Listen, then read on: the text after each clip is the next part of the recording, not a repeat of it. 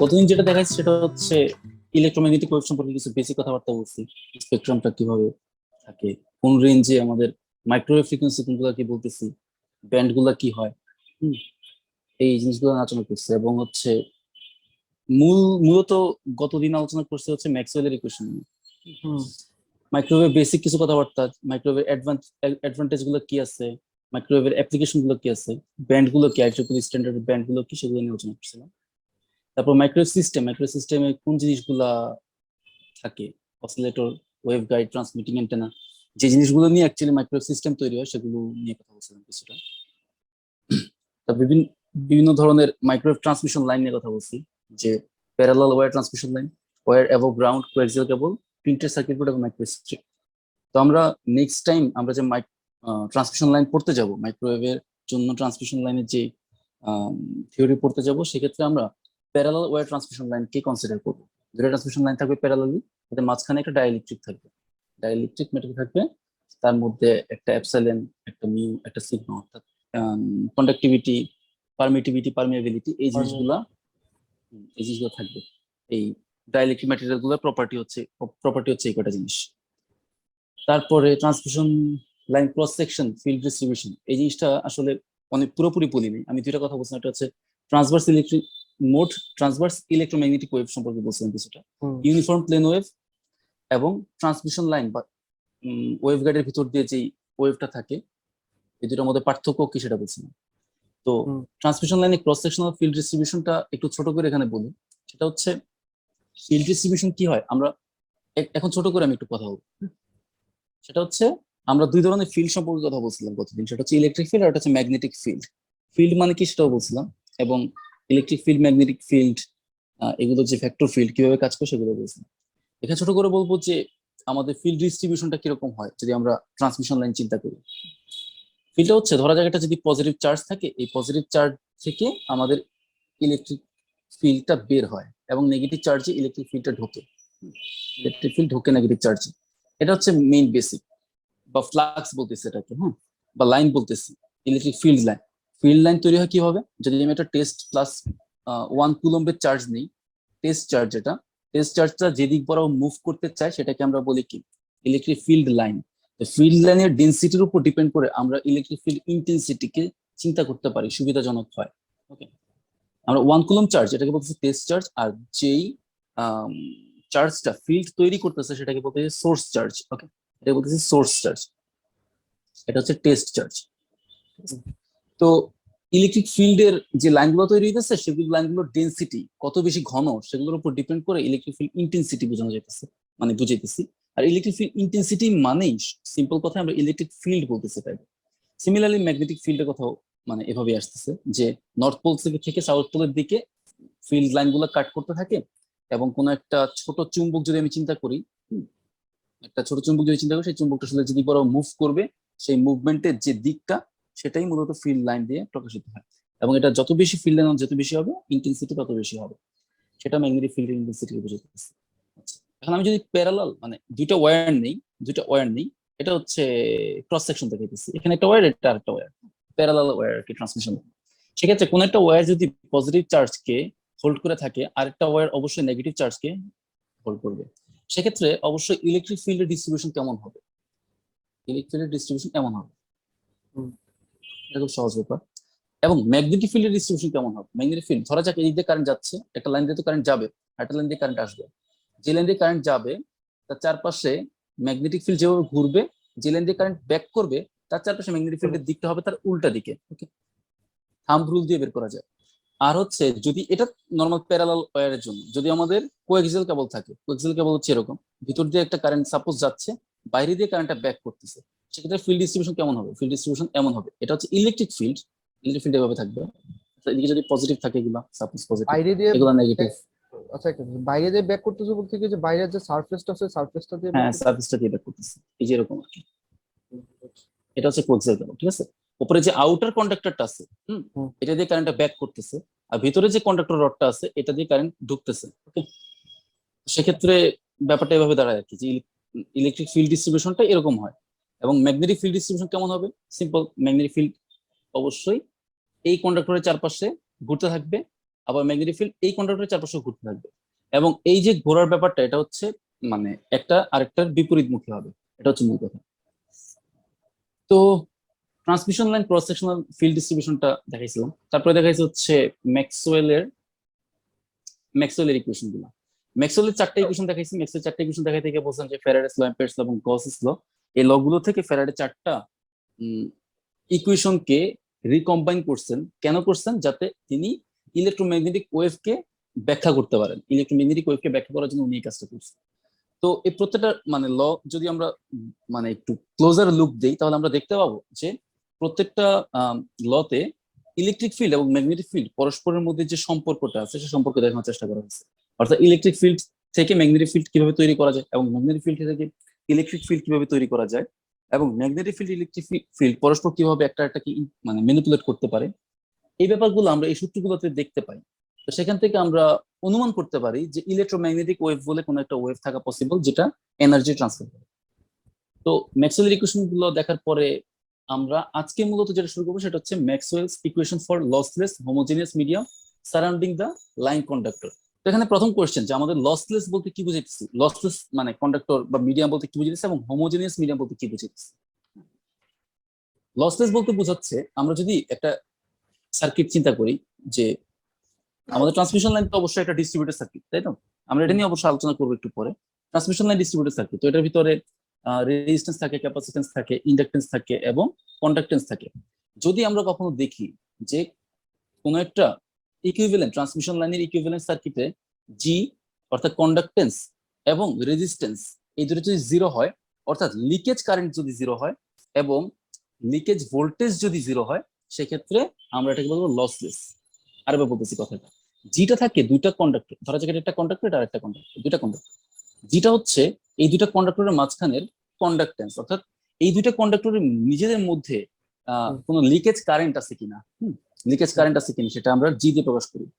জি এর value zero হওয়ার অর্থ হচ্ছে এই দুইটা পয়েন্ট ওপেন আছে, হ্যাঁ লিকেজ কারেন্ট নাই, এটা হচ্ছে লিকেজ কারেন্ট বোঝাচ্ছে। আর এই আরটা হচ্ছে কোন একটা নির্দিষ্ট ওয়্যারের মধ্যে সিরিজ যে রেজিস্ট্যান্স থাকে এই রেজিস্ট্যান্স কে বোঝাচ্ছে। তো সিরিজ রেজিস্ট্যান্সের ভ্যালু যত বাড়বে এর অ্যাক্রসে ভোল্টেজ ড্রপটা তত বাড়তে থাকবে, লসও তত বাড়তে থাকবে। এই জন্য বলতেছি যে এখানে ভোল্টেজ ড্রপটা যখন জিরো হবে তখন আমরা এটাকে বলতেছি লসলেস ট্রান্সমিশন লাইন। ক্লিয়ার? তো জি আর আর যখন আমরা জিরো বলবো তখনই চিন্তা করবো কি লসলেস ট্রান্সমিশন লাইনের কথা বলছি, এটা হচ্ছে প্রথম কথা। তারপর কথা হচ্ছে হোমোজেনিয়াস মিডিয়াম বলতে কি বোঝায়। মিডিয়ামে তিনটা প্রপার্টির কথা বলছিলাম, মিডিয়ামে তিনটা প্রপার্টি হচ্ছে এপসাইলন, একটা হচ্ছে মিউ, আর একটা হচ্ছে সিগমা, অর্থাৎ কন্ডাক্টিভিটি, পারমিটিভিটি এবং পারমিয়াবিলিটি, পারমিটিভিটি। একটা ইলেকট্রিক ফিল্ডের প্রপার্টি, একটা ম্যাগনেটিক ফিল্ডের প্রপার্টি, একটা হচ্ছে কারেন্টের কন্ডাক্টিভিটির প্রপার্টি।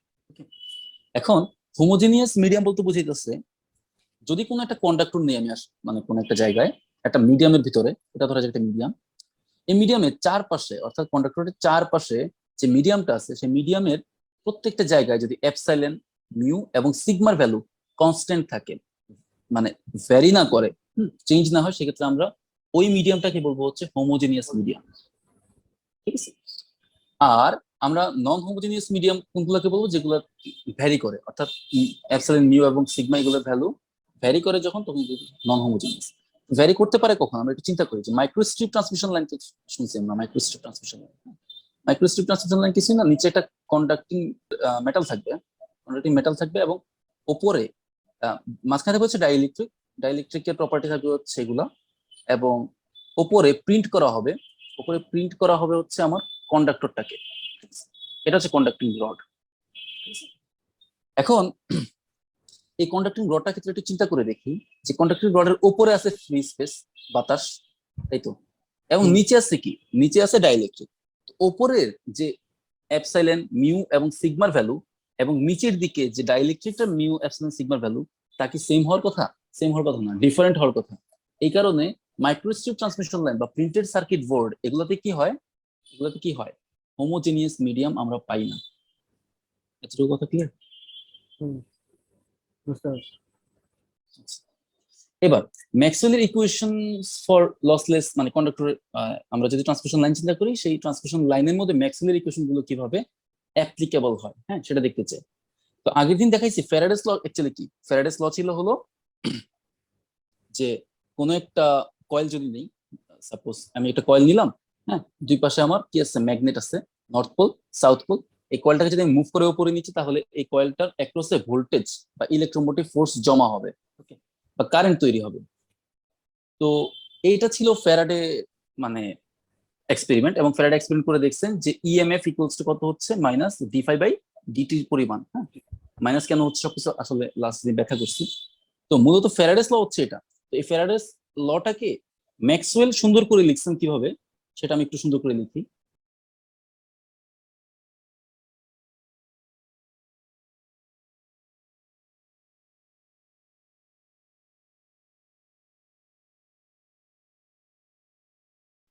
লাস্ট দিন গ্রেডিয়েন্ট ইন্টিগ্রাল থিওরেম এবং কার্ল ইন্টিগ্রাল থিওরেম, এই দুটো থিওরেম বুঝাইছি। তো সেক্ষেত্রে ওই দুটো জিনিস বুঝলে আমাদের এই কোয়েশনটা বুঝতে সুবিধাজনক হবে আর কি।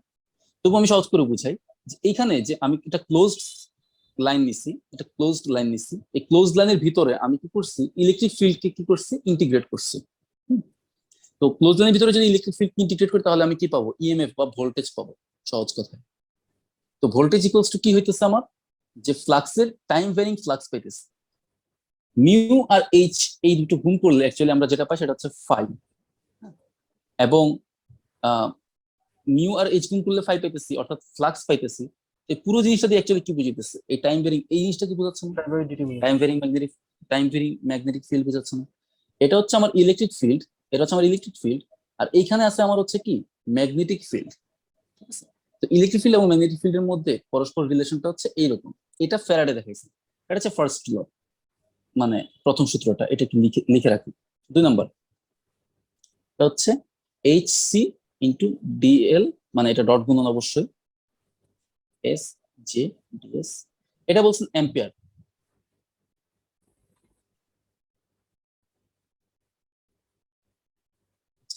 অ্যাম্পিয়ার কি বলছেন, এটা হচ্ছে, এটা অ্যাম্পিয়ারস ল থেকে আসছে। এটাতে বলতেছেন যে এতটুকু হচ্ছে কন্ডাক্টিং কারেন্ট, কন্ডাকশন কারেন্ট, আর এতটুকু হচ্ছে আমার কি, ডিসপ্লেসমেন্ট কারেন্ট। আর এটা হচ্ছে কি, এটা হচ্ছে আমার ম্যাগনেটিক ফিল্ড। আমি যদি ম্যাগনেটিক ফিল্ডটাকে একটা ক্লোজড লুপের মধ্যে ইন্টিগ্রেট করতে পারি, তাহলে আমি কারেন্ট পাইতেছি। অর্থাৎ কারেন্ট এবং ম্যাগনেটিক ফিল্ডের মধ্যে সম্পর্ক এটাতে দেখানো হয়েছে। কে দেখিয়েছেন, দেখাইছে অ্যাম্পিয়ার দেখাইছে। অর্থাৎ কারেন্ট যেতেছে, থাম্ব রুল অনুসারে ম্যাগনেটিক ফিল্ড কিভাবে সার্কুলেট করতেছে সেটা অ্যাম্পিয়ার দেখাইছিল। তো সেটার একদম মানে পলিশড ভার্সন হচ্ছে এই জিনিসটা, ম্যাক্সওয়েল বলছেন এটা, ঠিক আছে, ম্যাক্সওয়েলের ফরম্যাটে। সেক্ষেত্রে উপরে দুইটা ইকুয়েশনের ক্ষেত্রে একটু চিন্তা করি, যে প্রথম ইকুয়েশনটা দুইটা এখানে কারেন্ট ই একটা বলতেছে, কন্ডাকশন, দুইটা কারেন্ট একটা কন্ডাকশন কারেন্ট একটা ডিসপ্লেসমেন্ট কারেন্ট না? একটা ডিসপ্লেসমেন্ট কারেন্ট।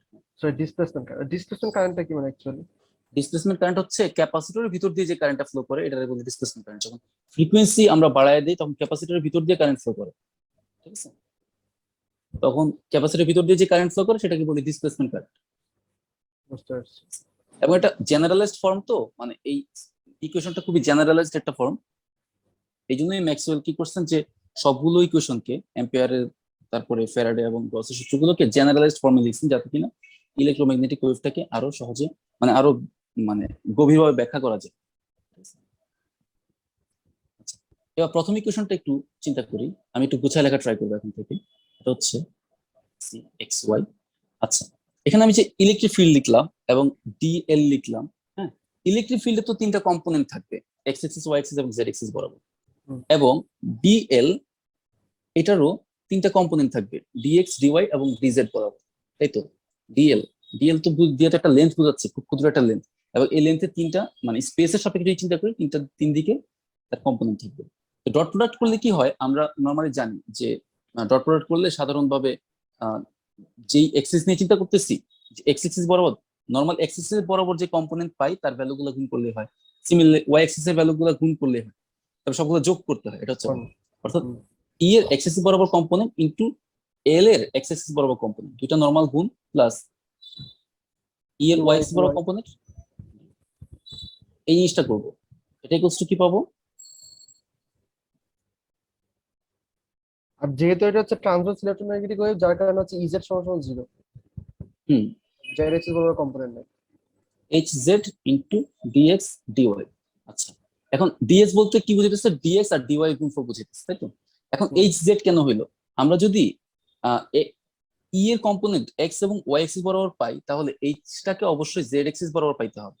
মানে এটাকে সহজভাবে এভাবে বোঝানো যেতে পারে, আমি যদি এখানে একটা কন্ডাক্টিং ম্যাটেরিয়াল নেই, এটা ভিতরে যদি কারেন্ট সার্কুলেট করে তাহলে আমি ম্যাগনেটিক ফিল্ডটাকে সোজা লাইন বরাবর পাবো, এক্সিস বরাবর পাবো। কারেন্ট সার্কুলেট করা বলতে বুঝাইতেছি, সাপোজ এটা প্লেন, এই প্লেনটা হচ্ছে এক্স ওয়াই প্লেন, তাহলে ম্যাগনেটিক ফিল্ডটা কিভাবে সার্কুলেট করবে, এটা এক্সেস করবে। ম্যাগনেটিক ফিল্ডটা জেড এক্সিস বরাবর থাকবে। অর্থাৎ কারেন্ট যদি এক্স ওয়াই প্লেনে থাকে, ম্যাগনেটিক ফিল্ড জেড এক্সিস বরাবর থাকে। সিমিলারলি আমাদের কারেন্ট একটা মানে জেড এক্সিস বরাবর থাকে, তখন ম্যাগনেটিক ফিল্ড কিন্তু সার্কুলেট করে, তখন ম্যাগনেটিক ফিল্ড আবার এক্স ওয়াই এক্সিস বরাবর থাকতেছে। এই জিনিসটাকে এখানে বলতেছে যে আমি electric field x y axis বরাবর নিচ্ছি, এক্স ওয়াই প্লেনে নিচ্ছি, সেক্ষেত্রে ম্যাগনেটিক ফিল্ড অবশ্যই জেড এক্সিস বরাবর থাকবে। ওকে, এবং নিচের ইকুয়েশনটা অর্থাৎ অ্যাম্পিয়ারস ল যে ইকুয়েশনটা, সেটাও আর একটু যে ওইখানে হচ্ছে ম্যাগনেটিক দেখতে ফিল্ডটা পারেন। থাকবে এক্স ওয়াই এক্সিস বরাবর, আর কারেন্টটা থাকবে হ্যাঁ হচ্ছে হ্যাঁ, সেটাই।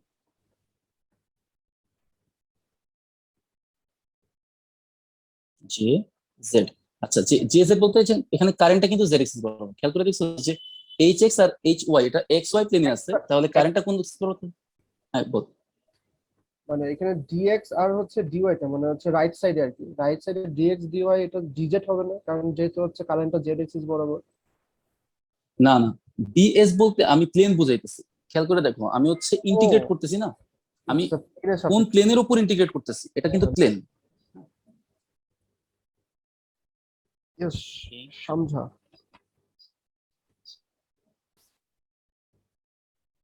ইজেড, এই যে এখানে ই আছে, ইজেড হবে এবং ডিএক্স ডিওয়াই হবে। ডিওয়াই হবে। এই ইকুয়েশন গুলা মোটামুটি আমরা লিখে রাখবো। তারপরে যাই, আমরা বলতেছি যে আমাদের ওয়েভটা হচ্ছে uniform plane wave. Uniform plane wave বলতে বুঝাইতেছি যে ইউনিফর্ম প্লেন ওয়েভ বলতে বুঝাইতেছি দুঃখিত, ইউনিফর্ম প্লেন ওয়েভ না, আমরা বলতেছি যে ট্রান্সভার্স ইলেকট্রোম্যাগনেটিক ওয়েভ। এই ওয়েভ গুলোকে আমরা ট্রান্সভার্স ইলেকট্রোম্যাগনেটিক ওয়েভ বলতেছি। অর্থাৎ ইজেড আর এইচ জেড, অর্থাৎ জেড এক্সিস বরাবর, অর্থাৎ যেদিকে আমার ওয়েভটা প্রোপাগেট করে তার দিকে ই এবং এইচ এর কম্পোনেন্ট জিরো থাকবে।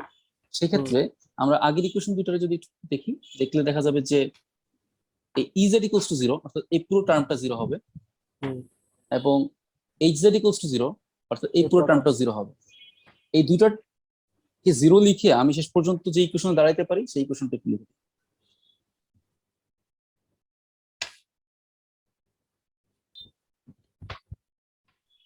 এগুলো আমি কেন করতেছি একটু পরে দেখাইতেছি, মানে এই কাজগুলো কেন করতেছি। এই দুইটা ইকুয়েশন গুরুত্বপূর্ণ। আমাদের কাজ হচ্ছে আমরা ট্রান্সমিশন লাইনের ইকুয়েশন তৈরি করব। অর্থাৎ আমরা মানে প্যারালাল ওয়্যার ট্রান্সমিশন লাইন আছে আমার কাছে, তো কারেন্ট যাচ্ছে আই, এবং তাদের যদি একটা পার্টিকুলার পয়েন্ট চিন্তা করি, দুটো পয়েন্টের মধ্যে ভোল্টেজ ডিফারেন্স ধরা যাক বি, আমি কারেন্ট এবং ভোল্টেজের ইকুয়েশন তৈরি করতে চাই। তো আমরা দুইভাবে এই ট্রান্সমিশন লাইনে অর্থাৎ ইলেকট্রোম্যাগনেটিক ওয়েভের ক্ষেত্রে বা মাইক্রোওয়েভের ক্ষেত্রে দুইভাবে এই ইকুয়েশনকে জেনারেট করতে পারি। একটা হচ্ছে ম্যাক্সওয়েলস এর ইকুয়েশনের মাধ্যমে, আর একটা হচ্ছে ডিস্ট্রিবিউটেড সার্কিট থিওরেমের মাধ্যমে। ম্যাক্সওয়েলের ইকুয়েশন আমাদেরকে কি দেখাইতেছে, ম্যাক্সওয়েলের ইকুয়েশন আমাদেরকে দেখাইতেছে হচ্ছে এইটা, ম্যাক্সওয়েলের ইকুয়েশন আমাদেরকে দেখাইতেছে হচ্ছে এই জিনিসটা, অর্থাৎ ইলেকট্রিক ফিল্ড এবং ম্যাগনেটিক ফিল্ড ডিস্ট্রিবিউশনটা দেখাইতেছে। এখানে যে দেখানো আগে যেটা হইতেছে যে করলাম। হ্যাঁ, আগে যেটা করলাম, ইলেকট্রিক ফিল্ড দেখা যাইতেছে যে কোনো একটা প্লেনের উপরে ইলেকট্রিক ফিল্ডটা কি থাকতেছে, ইলেকট্রিক ফিল্ড কনজারভেটিভ থাকতেছে, এটা কনজারভেটিভ যেহেতু জিরো, ইলেকট্রিক ফিল্ডের ভ্যালু চেঞ্জ হচ্ছে না। কোনো একটা পার্টিকুলার এক্স ওয়াই প্লেন যদি নিই, সেই প্লেনের মধ্যে ইলেকট্রিক ফিল্ডটা কি থাকতেছে, কনজারভেটিভ থাকতেছে। এট দ্য সেম টাইম আমরা একটা ইলেকট্রোস্ট্যাটিক ফিল্ড ডিস্ট্রিবিউশনকে স্যাটিসফাই করতে পারি এই ইকুয়েশন দিয়ে। সিমিলারলি নিচের ইকুয়েশনটা দিয়ে একটা ম্যাগনেটোস্ট্যাটিক ফিল্ড ডিস্ট্রিবিউশনকে স্যাটিসফাই করতে পারি। তো ইলেকট্রিক ফিল্ড এবং ম্যাগনেটিক ফিল্ডের সাথেই আমাদের ভোল্টেজ এবং কারেন্টের রিলেশন আছে। ভোল্টেজ এবং কারেন্টের রিলেশন কার সাথে, ইলেকট্রিক ফিল্ড এবং ম্যাগনেটিক ফিল্ডের সাথে। আমি যদি রিলেশনটা লিখি সেটা দাঁড়াবে এরকম, আমি যদি ভোল্টেজ লিখতে চাই, ভোল্টেজ ভোল্টেজটা জেড এবং টি ডিপেন্ডেন্ট। একটু খেয়াল করি ভোল্টেজটা জেড এবং টি ডিপেন্ডেন্ট কেন। আমার যে ট্রান্সমিশন লাইনটা আছে, ট্রান্সমিশন লাইনের এই পয়েন্ট থেকে এই পয়েন্টে আমার কি করতে হবে, ওয়েভটাকে পৌঁছাইতে হবে। পৌঁছানোর জন্য একটা পার্টিকুলার সময় লাগবে, তাই না? সময় লাগবে। তো প্রত্যেকটা পয়েন্টে ভোল্টেজের মান সমান থাকবে না, টাইম ডিপেন্ডেন্ট হবে। প্রত্যেকটা পয়েন্টে ভোল্টেজের মান সেম থাকবে না, টাইম ডিপেন্ডেন্ট হবে। সিমিলারলি এটা যদি ট্রান্সমিশন লাইন, এটা অনেক লম্বা একটা লাইন হতে পারে, ছোট একটা লাইন হতে পারে, সেটা ফ্যাক্ট না। ফ্যাক্ট হচ্ছে যেহেতু আমার ওয়েভ লেন্থটা খুব ছোট, সেই কারণে আমার এই লেন্থটার উপরে, ট্রান্সমিশন লাইনের যে লেন্থ আছে, লেন্থের উপরে আমার ভোল্টেজ কারেন্টের ভ্যালুগুলো ডিপেন্ড করবে। অর্থাৎ এই পয়েন্টে আমার ভোল্টেজের মান যা, এই পয়েন্টে ভোল্টেজের মান তা হবে না। কেন? আমার ডিস্টেন্স, অর্থাৎ আমি একটা ডিস্টেন্স ট্রাভেল করে ফেলছি এই কারণে। এই কথাটা আমি আর একটু ক্লিয়ারলি একটু পরে বলবো। আপাতত যতটুকু বলছি কিছুটা বুঝতে পারলে ভালো, না বুঝতে পারলে আমি আর একটু ক্লিয়ারলি বলবো, সমস্যা নেই। তো বুঝাইতেছে যে ভোল্টেজটা টাইম এবং হচ্ছে মানে ডিসপ্লেসমেন্ট ডিপেন্ডেন্ট, জেড এবং সময়ের সাথে এটা চেঞ্জ হয়। তো ভোল্টেজ ইকুয়ালস টু কি হবে? মাইনাস, আচ্ছা, অর্থাৎ এটা আগেও দেখাইছিলাম যে আমি মানে কতটুকু ইলেকট্রোম্যাগনেটিক ওয়েভ ইনডিউসড হয়, সেটা আসলে আমরা ইলেকট্রিক ফিল্ড এবং যদি লেন্থ নেই এটা, তাহলে তাদের যে গুণফল সেখান থেকে ইএমএফ বের করতে পারি, অর্থাৎ ভোল্টেজ বের করতে পারি। এবং কারেন্ট কি? জেড কমা টি। কারেন্টটা সিমিলারলি মানে জেড এবং টি ডিপেন্ডেন্ট।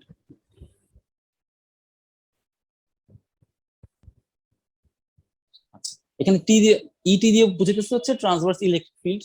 এটা হচ্ছে একটা ট্রান্সভার্স ইলেকট্রিক ফিল্ড, আর এটা হচ্ছে ট্রান্সভার্স ম্যাগনেটিক ফিল্ড, ঠিক আছে।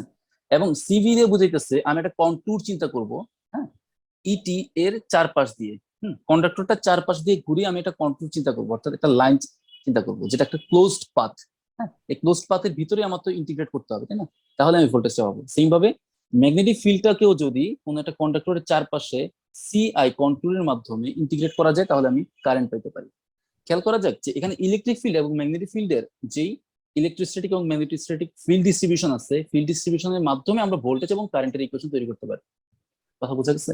আচ্ছা, এবার এখানে যে কথাটা বলা হচ্ছে সেটা হচ্ছে applying the result to the two conductor lines shown earlier, we conclude that it is possible to uniquely define a voltage between the conductors at each point along the line as the line integral of E along any path in the transverse xy plane.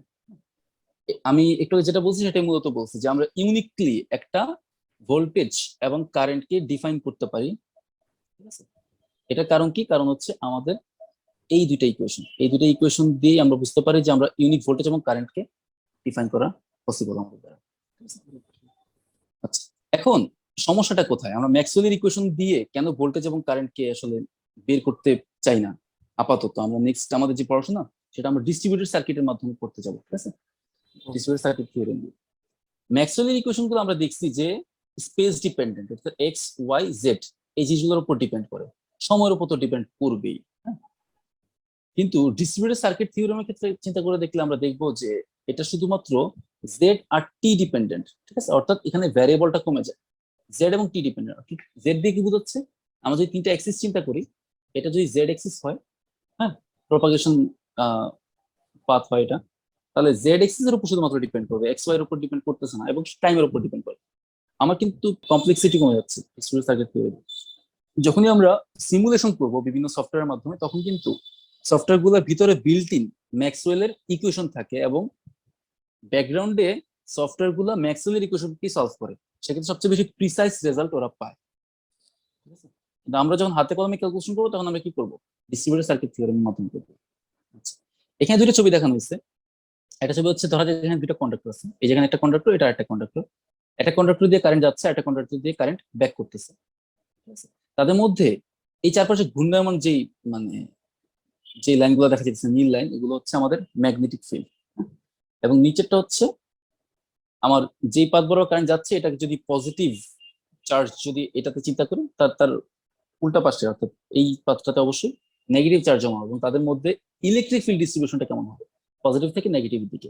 অর্থাৎ এটা হচ্ছে electric field distribution দেখানো হইতেছে, আর উপরটাতে magnetic field distribution দেখানো হইতেছে। এবার transmission line থিওরিতে দুইটা কথা। প্রথমটা হচ্ছে লাম্প সার্কিট এলিমেন্ট, এটা হচ্ছে distributed circuit elements. Lump circuit elements বলতে আর, এল, সি এগুলোকে বোঝানো হইতেছে, আর ডিস্ট্রিবিউটেড সার্কিট এলিমেন্ট হচ্ছে ট্রান্সমিশন লাইন। আমি একটু ক্লিয়ারলি বোঝানোর চেষ্টা করি এই জিনিসগুলো আসলে কি বোঝায়।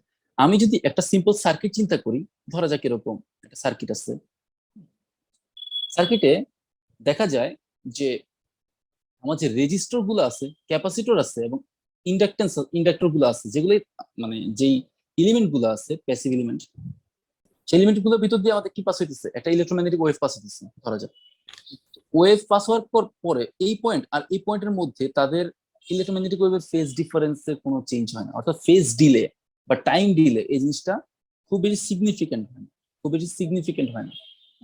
কিন্তু যখন আমরা ট্রান্সমিশন লাইন নিয়ে কথা বলবো তখন ফেজ ডিলে অথবা টাইম ডিলেটা খুব সিগনিফিকেন্ট হয়।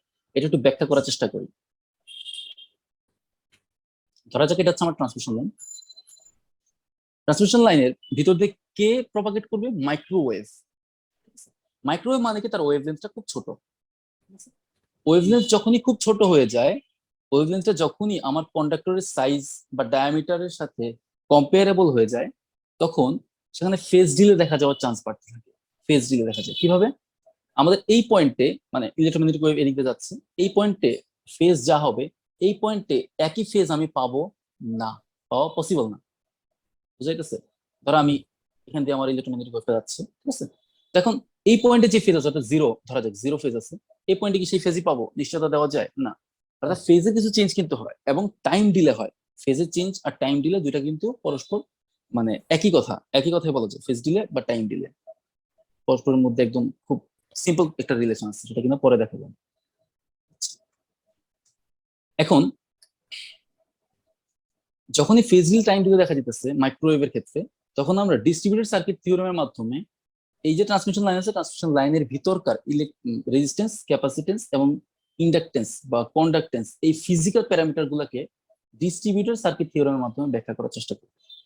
ঠিক আছে? ডিস্ট্রিবিউটেড সার্কিট থিওরেম দিয়ে কিভাবে ব্যাখ্যা করবো সেটা পরের স্লাইডে যাই, তারপর দেখতে হবে। আচ্ছা, এটা হচ্ছে আমার ট্রান্সমিশন লাইনের ইকুইভ্যালেন্ট সার্কিট। অর্থাৎ আমি এটা একটা ছোট একটা লেন্থ নিচ্ছি, পুরো ট্রান্সমিশন লাইনটা কিন্তু বিরাট বড়। ধরা যাক ট্রান্সমিশন লাইনটা হচ্ছে এই এতটুকু, এই পুরো লাইনটা হচ্ছে, এটা হচ্ছে ট্রান্সমিশন। এখন এর মধ্যে আমি খুব ক্ষুদ্র একটা পার্ট নিছি, এই পার্টটা কতটুকু? ডেল জেড পরিমাণ। এর ভিতরে আমার রেজিস্ট্যান্স, ক্যাপাসিটেন্স, ইন্ডাকটেন্স এবং কন্ডাক্টেন্স এই জিনিসগুলোকে প্লেস করছি এবং এগুলো নিয়ে অ্যানালাইসিস শুরু করছি। তো এটা একটা কন্ডাক্টর, নিচে এটা একটা কন্ডাক্টর, একটা যাচ্ছে কোন একটা পাত দিয়ে, একটা পাত দিয়ে ব্যাক করতেছে। তো সিরিজ রেজিস্ট্যান্স থাকে, সিরিজ ইম্পিডেন্স থাকে, দুঃখিত। এই পুরো জিনিসটাকে আমরা বলতেছি সিরিজ ইম্পিডেন্স। এই পুরো জিনিসটাকে বলতেছি সিরিজ ইম্পিডেন্স। এটাকে একটা নাম দেই জেড। ঠিক আছে? জেড ইকুয়াল টু কত হবে? আর del Z plus L del Z. Series impedance হচ্ছে আর প্লাস জে ওমেগা এল। কারণ আমার যদি মানে ইন্ডাকটেন্স এল হয়, তাহলে তার জন্য ইম্পিডেন্স হয় জে ওমেগা এল। এবং শান্ট অ্যাডমিটেন্স কি হবে এক্ষেত্রে? এই জিনিসটা অর্থাৎ জি ডেল জেড কি জিনিস? সেটা হচ্ছে আমাদের লিকেজ কারেন্ট, অর্থাৎ দুইটা কন্ডাক্টরের মধ্যে লিকেজ কারেন্ট আছে কিনা, হ্যাঁ, সেটা বোঝায় হচ্ছে জি দিয়ে। জিটা হচ্ছে কন্ডাক্টেন্স। এবং এই দুইটা ট্রান্সমিশন লাইন যদি প্যারালালি থাকে, তখন তাদের মধ্যে অবশ্যই কি তৈরি হবে? ক্যাপাসিটেন্স ফর্ম হবে। ক্যাপাসিটেন্স ফর্ম হওয়ার মানে হচ্ছে এটা যে এক পাশে আমার থাকবে পজিটিভ চার্জ, আরেক পাশে থাকবে নেগেটিভ চার্জ, এবং মাঝখানে থাকবে ডাইইলেকট্রিক। তো মাঝখানে তো ডাইইলেকট্রিক আছেই, এই পাশে পজিটিভ চার্জ যে থাকে, পাশে অবশ্যই নেগেটিভ চার্জ থাকবে, কারণ একটা হচ্ছে যাইতেছে একটা ওয়েভ আর একটা ওয়েভ ব্যাক করতেছে। সেক্ষেত্রে তাদের মধ্যে ক্যাপাসিটেন্স ফর্ম করবে। এবং কোন একটা ট্রান্সমিশন লাইনের মধ্যে খুব স্বাভাবিকভাবে আর এবং এল এই প্রপার্টি গুলো থাকি। আমরা যদি এই জিনিসটাকে, অর্থাৎ জেড বললাম কি সিরিজ ইম্পিডেন্স, আর ওয়াই যদি বলি শান্ট অ্যাডমিটেন্স, এটা নাম কি? Shunt admittance. অ্যাডমিটেন্স হবে হচ্ছে G plus j omega C. G plus j omega C.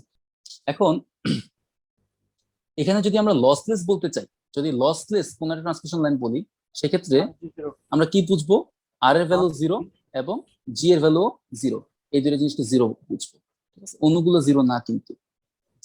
তারপরে আরেকটা কথা, সেটা হচ্ছে যেহেতু আমার ট্রান্সমিশন লাইনটা বিরাট বড়, এই যে এই লম্বা ট্রান্সমিশন লাইন, বিরাট বড় ট্রান্সমিশন লাইন, এটা পুরোটার জন্য একটা রেজিস্ট্যান্স থাকবে, পুরোটার জন্য করেসপন্ডিং রেজিস্ট্যান্স থাকবে। কিন্তু আমরা পুরো রেজিস্ট্যান্স নিয়ে তো কাজ করি না, আমরা কাজ করি resistance per unit length, right? তো এখানে যতগুলো আর এল জি এবং সি ইউজ করা হয়েছে, লেখা হয়েছে, এই প্রত্যেকটা per unit length, capacitance, inductance, conductance বা রেজিস্ট্যান্স বোঝানো হয়েছে। ঠিক আছে? আর ডেল জেড দিয়ে গুণ করা হইলো কেন, সেটা একটা কোশ্চেন। ডেল জেড দিয়ে গুণ করা হইলো কেন? কারণ এক ইউনিটে যদি আমার রেজিস্ট্যান্স হয় আর পরিমাণ, তাহলে আমার ডেল জেড পরিমাণ লেন্থের মধ্যে কতটুকু হবে রেজিস্ট্যান্স? আর ইন্টু ডেল জেড পরিমাণ, তাই তো? এই জন্য দুটো গুণ করা হয়েছে। এতটুকু ক্লিয়ার?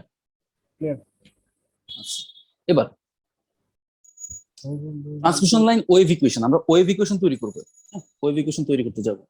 সেক্ষেত্রে প্রত্যেকটা জিনিস আবার একটু নতুন করে চেনার চেষ্টা করি। প্রথম ব্যাপার, আমার এখানে একটা ভোল্টেজ এই দুইটা পয়েন্টের মধ্যে, আমি তো মাঝখানে যে কোনো একটা পোর্শন নিচ্ছি ট্রান্সমিশন লাইনে, সে পোর্শনের স্টার্টিং এন্ড দুইটার মধ্যে, দুই পয়েন্টের মধ্যে ভোল্টেজ ডিফারেন্স হচ্ছে ভি জেড কমা টি।